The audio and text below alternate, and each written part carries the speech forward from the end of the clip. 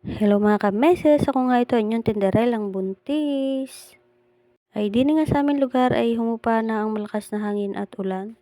Kaya naman tayo ganadong-ganado na maglinis at ang gabok naman ay sadya namang yatang nakisama sa bagyo. At nililinis ko nga itong aming kitchen rack organizer. Kapag ka nga puti ang iyong mga pinamimiling gamit ay dapat ay masipag ka din maglinis. Magandang tingnan pero pag hindi mo naman laging lilinisin ay naku po sayang lamang ay pinambili mo. Yan nga po ay 4 layers at may iba't iba din pong kulay. Meron din yan sabitan doon sa may itaas kung gusto nyo pong sabitan ng mga sandok at mga basahan yan. Yan po ay depende po sa inyo.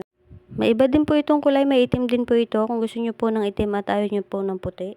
Tamang-tama po ito lagyan ng mga accessories nyo sa kusina, mga appliances at kung anik-anik pa na inyong gustong i-display po diyan. Yan nga po ay digulong din kaya hindi na kayo mahihirapan kapag inyong i-adjust para linisin po doon sa may ilalim. Kung gusto niyo po ng space saver na rack organizer sa inyong mga kusina, ilalagay ko po yung link sa comment section kung gusto niyo po mag-order. At pagkatapos nga po diyan ay naisip ko naman itong aming cabinet na ito. Habang ako ay naghuhugas ng pagsasaingan ng bigas ay aking naisip nga ay may mga hugasin pa din eh. Mga hindi ko ngayon nahugasan kagabi dahil nga malakas ang hangin ay ako'y tinatamad ho. Nilalagyan ko nga ho ng tubig ang aming panghugas ng plato. Malaking tipid ho pagka ganyan ang ginagawa. Na rin ho ako gumagamit ng planggana kapag ho ako'y naghuhugas at diretso na ho yan diyan sa aking mga hugasin. Iniisip ko nga ayusin itong aming cabinet na ito sa may taas at marami na naman tambak. Alisin ko ng mga bagay na hindi naman ginagamit.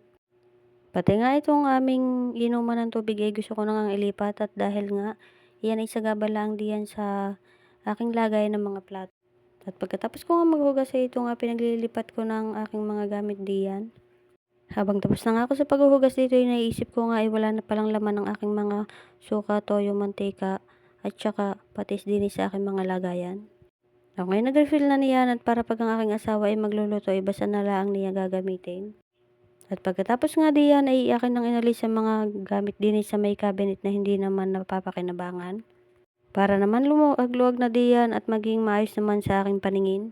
Baka naman kayo magtaka kung bakit lagi na lang ako nagbibideo ng aking paglilinis. Ito nga ay kasama sa aking pagiging affiliate ang mag-video po ng mga ganito at tuloy iaalok ko ang mga item na nandito sa aming kusina. At ito na nga ang kinalabasan ng aking paglilinis na kulagot sa aking asawa. Baka naman sabihin na kayo nagpakapagod na naman din sa aming kusina. At sa tingin ko naman ay mas naging mas maaliwalas na sa mata ang aking ginawang pag-aayos din sa aming kusina. Kung may nagustuhan nga kayo sa mga item na nandiyan at na gustong orderin ay pwede nyo po akong i-message. Yun lamang. Maraming salamat mga ka-message. Thank you for watching.